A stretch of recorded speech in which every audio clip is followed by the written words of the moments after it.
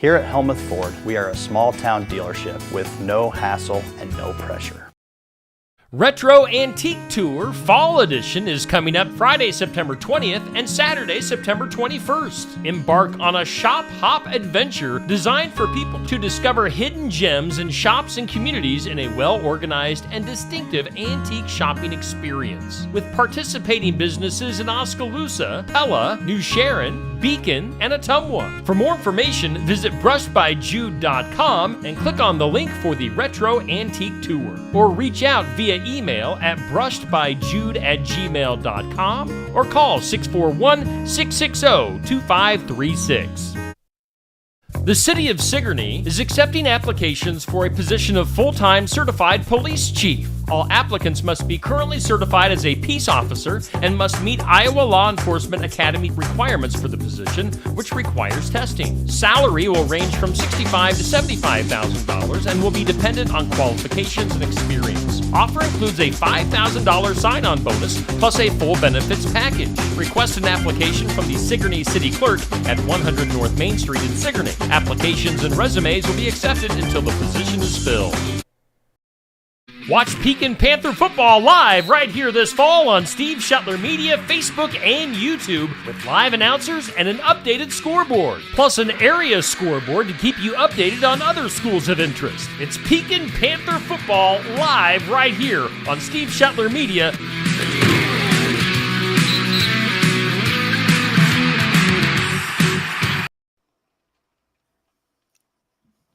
Welcome to this edition of More Getting Asked For podcast.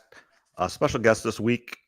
Trevor is out on work this week, so we call in our replacement hitter that is very gracious and always lends us his time and his opinions that we really appreciate. And Zach Tremmel joins us again here on More Getting Asked For podcast. Those of you that don't know, he's a high school coach and teacher in Sigourney, several other stops in his career, and Dad's a Hall of Fame basketball coach, right? Yes. Yep, and he is in the Hall of Fame. We had good discussion about him and other Hall of Famer Danny Tassel this weekend at your house with family members and other distinguished diagonal people there. So always a great time hanging out. Watch the Hawks pull out the win there at your house on Saturday evening after Tyler's soccer game. Kind of get right to it here. Maybe a little bit shorter this week. Iowa, I'm going to play, I think the highlight of the game here. Zach, I don't know if you watch this on YouTube or Spotify, but I kind of got a new toy here to be able to play video. And so we're going to try that again here, and should play here in just a second. And you can hear the sound and everything. Touch pass, intercepted. This is Harris, and Harris, touchdown, Iowa! All right, and so I think that was definitely the highlight of the game for me for the Hawks, is the first scoring play for the Hawkeyes, and I think I saw that it was 7th straight year that the Hawkeye defense has scored a touchdown. And we're going to get to, they won the game 38-17, I think was the final. But there are some question marks, always question marks of the offense the last several years. But there's some chinks in the armor on the defensive side and special teams. I want to start with the defense here. Obviously, that was a play of the game, get them back on track. But the difference this year, they've already given up 3 plays over 50 yards. Last year, 2 all year. Is there a real problem, and is this going to keep coming up, or is it just personnel, or is it just some mistakes? Yeah, it's definitely not the same defense we've seen the last 2 or 3 years. The big plays are becoming a problem. And I'm sure you're going to touch on it as well. I just don't. The special teams don't seem to be even close to where they were. I mean, you lose a All-American punter. That's going to be a huge difference. But, to the defensive side, the linebackers are great. I wish we could put more pressure on the quarterback. And then these big plays are against teams that, Iowa State's a formidable opponent, but I mean, how good is Troy really? I mean, we turned one of their players into an All-American. So this is a big week for Iowa. I mean, this is one of their bigger games they've had in a while. If they lose this, this state's gonna, the water's gonna start boiling in this state if they lose this game, because you've got I believe a bye week, and then you have Ohio State, and I don't think a lot of people are going to give us a chance in that one. No, and that kind of leads into my question here. Iowa, and I think Iowa State plays, and we've talked about this, more similar than anything, but when they were down at halftime, I still did not think they were going to lose the football game. Now, and it was kind of weird. I was watching the highlights and stuff, and I think they were kind of replaying it, and maybe I thought it was a replay. That long pass to the outside, it looked like the exact same play. It was to the exact same person. And kind of the joke is that player is going to transfer to Purdue next year, and then he's going to do the same thing to Iowa again. And a little bit looked like that Purdue offense when they were able to hit those plays. And I got, the real question is did somebody find the cheat code to the Iowa defense, or is it they don't have the players? And we talked about this with Trevor, and I know you listened to us, and I do appreciate that. Is losing Cooper DeJean and how good he really, really was, you can't replace a player like that. Did he mask some of the issues just because he was so good that he was able to make plays even when other players were out of position? Yeah, that's hard to answer. This defense on paper coming in, is going to be one of the better ones that we've had, and I think everybody thought that. And again, we're only 3 games into this season, and we're 2-1, and we lost by a single point. So, we don't know. I mean, in that game, we probably should have won, but the defense does not look as good. And right now they don't, but there's a lot of season left. We'll see what they make for changes.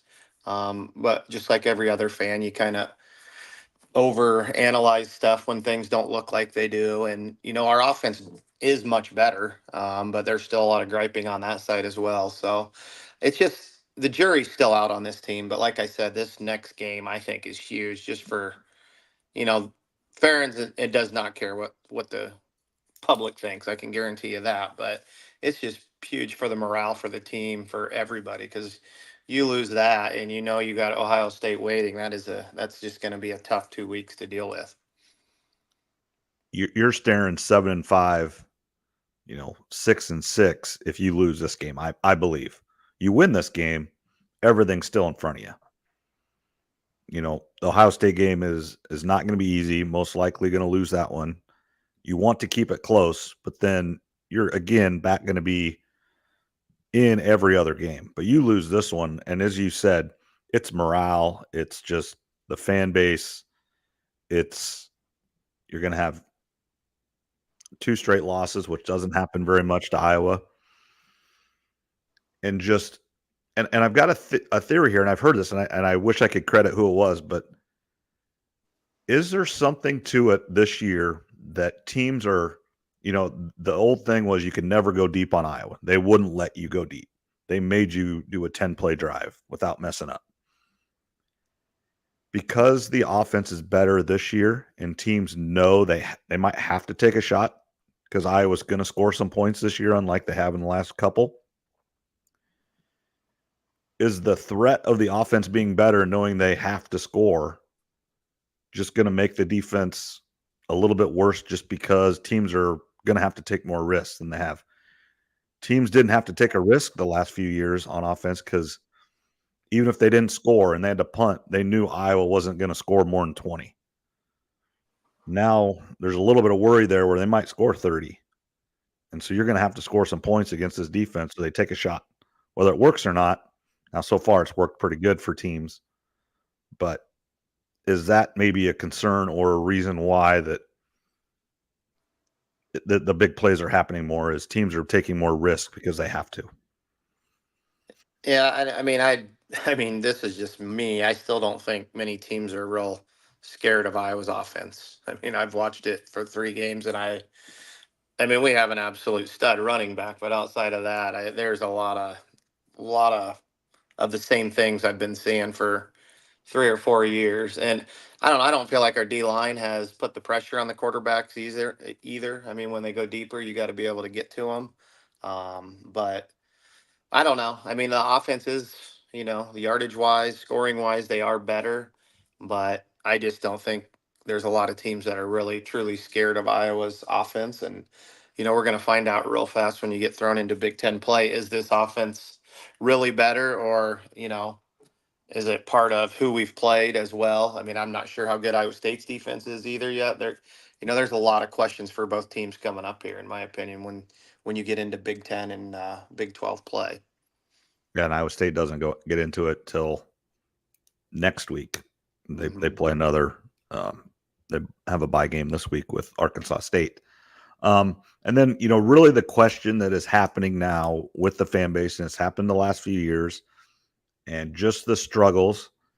And Kirk Ferentz, is he in this for the long haul? Let's say they do go 7-5 this year. Does that change? Obviously, if he goes 10-2, something like that is, I mean, at 10-2, you could sneak into the playoff, be real close. This team has tons of 5th and 6th year seniors that will not be back. Next year is going to be I'm not going to say a rebuild, but definitely a lot of players that we haven't heard of.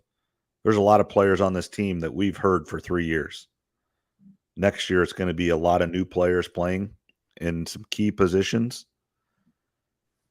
Is Kirk Ferentz' tenure coming sooner rather than later, I guess, is my question for you. Yeah, I'm sure some fans, I mean, obviously the last couple of years we're winning 10 games, and 50% of the fan base still wants him gone. And I know you're on the same boat. Like, if you're winning 10 ball games a year, nobody's going to fire you.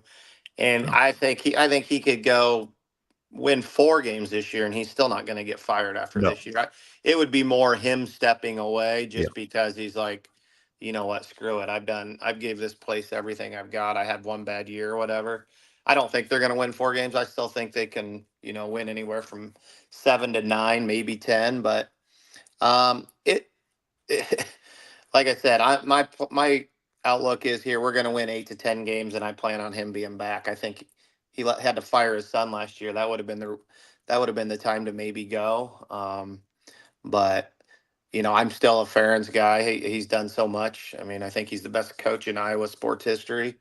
And but like I said, this is a big week. I'm a huge Hawkeye fan, and I'm extremely nervous for this game. And Minnesota probably hates Iowa more than any school. They want to beat us more than anything. It's a night game. Those fans are going to be tailgating from 8 a.m. on. It's not going to be an easy place to play. And our quarterback play has been atrocious, and that's who I feel like gets affected the most in loud stadiums. So I think the defense is going to have to make a few plays, and we're going to have to run the ball down their throat.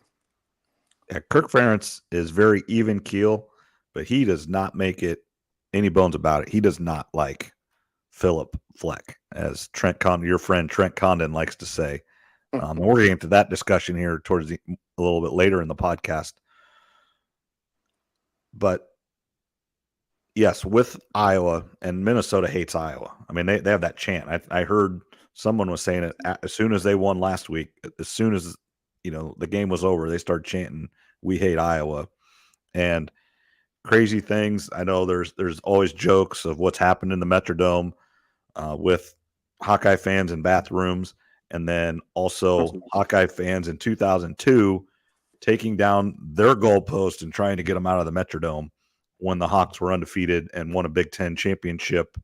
Obviously did not go to the Rose Bowl because of the different bowl games, and everything ended up in the Orange Bowl playing USC and Carson Palmer, and Ohio State went on to play for the national championship against that really, really, really good Miami team and pulled out the upset. But just, it's a big rivalry, and I 100% agree. This is a big game, and your quarterback play has to get better. There's whether it's Cade McNamara just has to get better himself, or you go with Brendan Sullivan, I mean, in my personal opinion, and this is what's crazy, and you coach high school sports, I've coached high school sports, no coach purposely puts out the players he doesn't think give his team the best chance to win.